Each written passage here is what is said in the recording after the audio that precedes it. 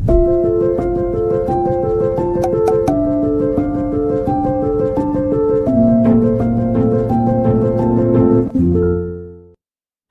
concept of landscape has evolved, growing more open and encompassing a diverse range of territorial contexts over time. In the same way, in recent decades, the concept of cultural heritage has also greatly expanded and become more complex. Traditionally, cultural heritage is linked to goods and excellence, like monumental buildings, art history works, historic centers, beautiful environmental seeds, etc., known for their particular beauty and significance. The value of these goods is recognized by expert knowledge, protected by specific laws, and communicated to the public through specific institutions and media, such as museums, tourist guides, or art history manuals.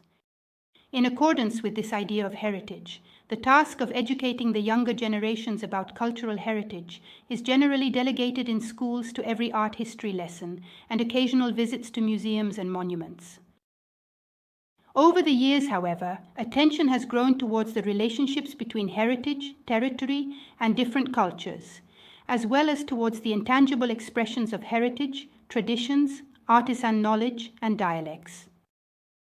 European institutions also invite us to pay attention to objects and contexts that are less known, whose cultural value is less evident, but which can still be significant for groups of citizens, local communities, or minority cultures.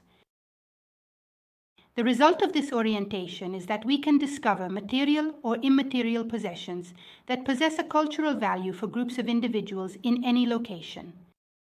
We will call this type of heritage distributed heritage or proximity heritage.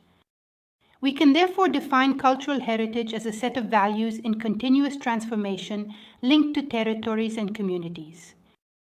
But what is the relationship between this concept of heritage and that of landscape? The landscape is linked to the physical and cultural interaction between populations and territories, and in recent decades this concept has become more open and inclusive, also including ordinary contexts, such as the places of our daily life, which we can define as proximity landscapes.